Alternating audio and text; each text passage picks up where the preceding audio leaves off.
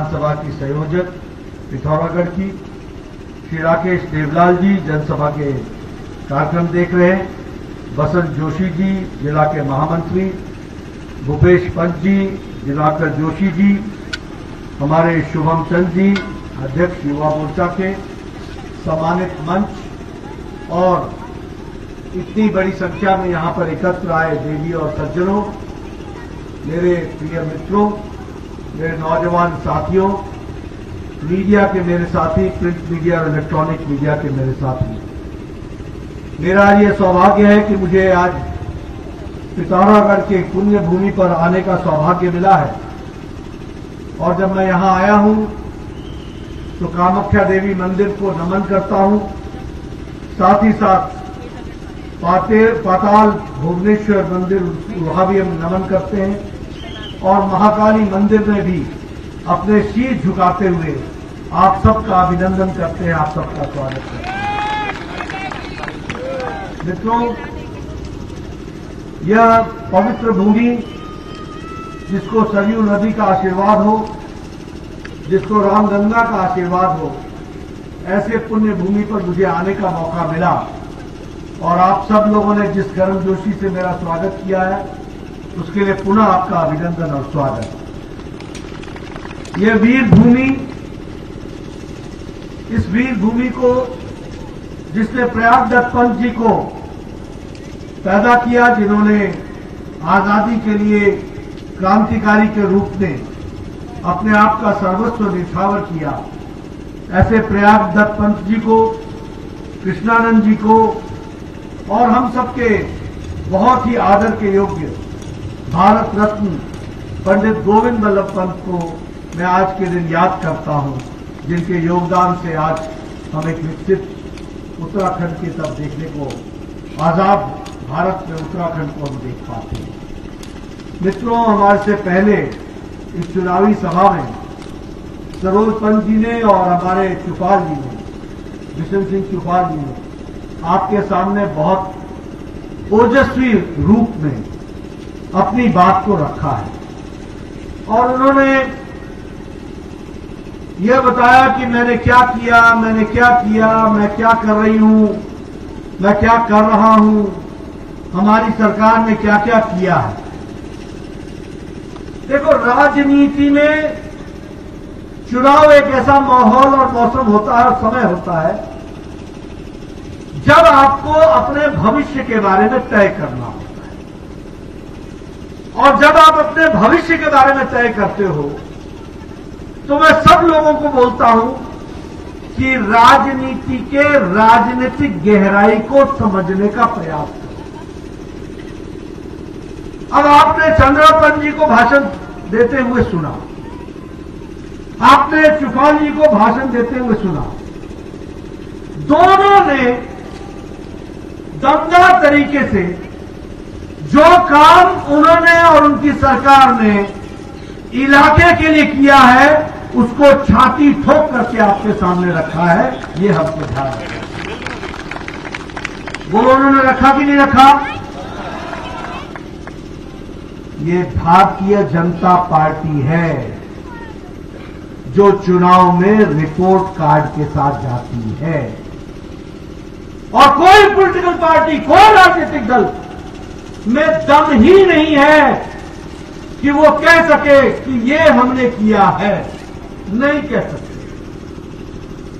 इसलिए चुनाव के मुद्दे तय करने हैं तो पहले पार्टी पहचानो।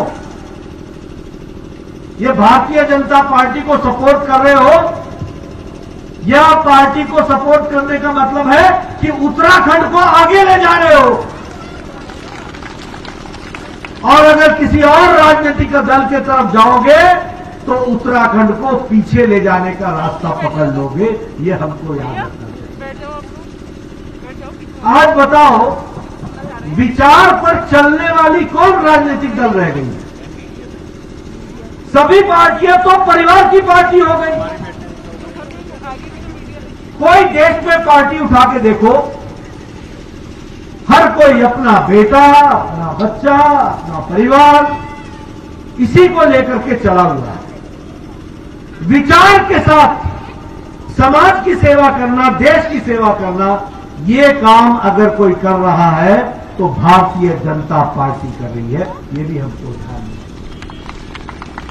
इसलिए मित्रों, अपना भविष्य सुरक्षित करो। ये चंद्रापन जी को या चुफाल जी को विधानसभा में भेजना लक्ष्य नहीं है। ये तो माध्यम है। ये जाएंगे तो पिथौरागढ़ आगे बढ़ेगा, ये जाएंगे तो डीडी हाट आगे बढ़ेगा, ये जाएंगे तो उत्तराखंड आगे बढ़ेगा। ये इसका माध्यम है। हम कुर्सी पर बैठने नहीं आते हैं, हम कुर्सी के माध्यम से लोगों की तस्वीर और तकदीर बदलने के लिए आते हैं। और इस बात को हमको ध्यान में रखना है।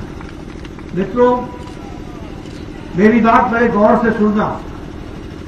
यह हमारी पार्टी है, मोदी जी के नेतृत्व से लेकर के पुष्कर सिंह धामी के नेतृत्व से लेकर यहां चंद्रापन जी या हमारे चुफाल जी, ये गरीब के लिए, वंचित के लिए, पीड़ित के लिए, शोषित के लिए, दलित के लिए, समाज के अंतिम पायदान पर खड़े व्यक्ति के लिए, माताएं बहनों के लिए और युवाओं के लिए अगर कोई करने वाली पार्टी है तो वो भारतीय जनता पार्टी है। ये भी हमको याद रखना है।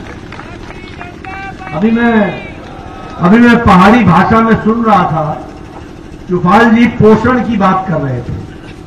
पोषण, आपके ध्यान में है कि मोदी जी ने राष्ट्रीय पोषण मिशन चलाया है और किसी भी बच्चे का विकास, पूर्व स्वास्थ्य मंत्री के रूप में बोल रहा हूं, किसी भी बच्चे का विकास पैदा होने के 1000 दिन के अंदर तय हो जाता है कि इस बच्चे में कितनी ताकत होगी, कितनी बुद्धि चलेगी, कितना दिमाग चलेगा। उस 1000 दिन की चिंता हो जाएगी तो वह आगे खड़ा हो जाएगा एक सुदृढ़ नागरिक के तरीके से। ये मोदी जी ने कहा। इस पोषण अभियान को जमीन पर उतारने का काम किसने लिया अपने कंधे पर? बीजेपी ने लिया, पुष्कर सिंह धामी की सरकार ने लिया। ये जनधन योजना, कभी सोचा था कि दिल्ली से कोरोना में न पोस्टमैन मिलेगा, न पोस्ट ऑफिस मिलेगा, न मनी ऑर्डर मिलेगा, न कोई कर्मचारी मिलेगा, बिना किसी के मदद के मोदी जी का 500 रुपया का लॉकडाउन के दौरान 20 करोड़ महिलाओं के खाते में पहुंचा दिया जाएगा। ये काम किया तो मोदी जी की सरकार ने किया। मित्रों, देश कहां कितना बदल गया समझो आप। और मैं यहां दावे के साथ कहता हूं, प्रदेश का पूर्व मुख्यमंत्री से लेकर के नीचे गांव तक कोई भी कांग्रेस का नेता ले आओ, अगर वो 15 मिनट अपने किए हुए काम के बारे में भाषण दे दे तो मैं देखूंगा कि उनको कितना आता है। मैं इसको समझने की कोशिश करूंगा। वो बोल नहीं सकते, वो रख नहीं सकते, वो कोई चर्चा नहीं कर सकते। अब देखिए, हम लोगों ने, मोदी जी ने कार्यक्रम चलाया स्वच्छ भारत अभियान। स्वच्छ भारत, ये कांग्रेसी लोग मजाक उड़ाने लगे, मखौल उड़ाने लगे। ये स्वच्छ भारत होता क्या है, क्या मिलेगा उससे? अरे मित्रों, जिसको गरीबी नहीं मालूम उसको क्या मालूम होगा कि स्वच्छ भारत अभियान क्या लाएगा। आपको जानकर आश्चर्य होगा कि यहां लगभग 20,000 ऐसे गांव थे जहां लोग खेतों में जाया करते थे अपने दैनिक नित्यकर्म के लिए। घर में शौचालय नहीं था और 11 करोड़ बहनें आज उनके घर में इज्जत घर नहीं था, शौचालय नहीं था। मोदी जी ने शौचालय को इज्जत घर कहा, महिलाओं की इज्जत कहा। अब उनको खेतों में नहीं जाना पड़ेगा, सड़कों पर नहीं जाना पड़ेगा, उनके लिए घर में शौचालय बनाया, इज्जत घर बनाया और उनको इज्जत प्रदान की। ये महिलाओं से सशक्तिकरण हुआ। और आपको जानकर के आश्चर्य होगा कि आपके यहां भी 5,22,000 घर ऐसे थे जहां शौचालय नहीं था।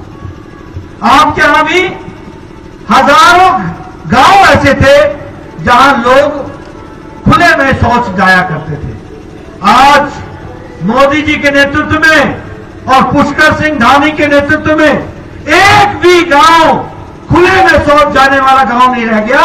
सबके घर में शौचालय बन गए। ये परिवर्तन आया है। और आपको जान करके आश्चर्य होगा कि पिथौरागढ़ में भी 8,800 शौचालय बने हैं पिथौरागढ़ में। उसी तरीके से अभी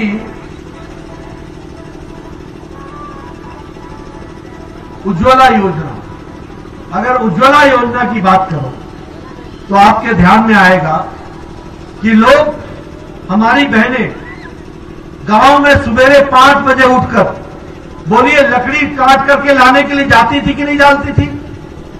5 बजे सुबह उठ के लकड़ी काटने जाती थी कि नहीं जाती थी? और लकड़ी काट के लाके चूल्हा जलाती थी कि नहीं जलाती थी? और गोबर इकट्ठा करके कंडा, गोबर को दीवारों के साथ थाप करके कंडा वो बनाती थी कि नहीं बनाती थी? और उस कंडे को लेकर के चूल्हा जलाती थी कि नहीं जलाती थी? आजकल मोदी जी ने गैस का कनेक्शन पहुंचा दिया। हमारी बहनें अब लाइटर लेकर के गैस को जलाती है और 5 मिनट में चाय पिला करके पतिदेव को तैयार कर देती है कि जाइए जाकर दिन की दिनचर्या पूरी कीजिए। ये फर्क आया है कि नहीं आया है? महिलाओं को ताकत दी है कि नहीं दी है? ये फर्क आया है। इसको हमको याद रखना चाहिए। लगभग 2,62,00,000 घर ऐसे थे। छत्रपतींचा विचार म्हणजे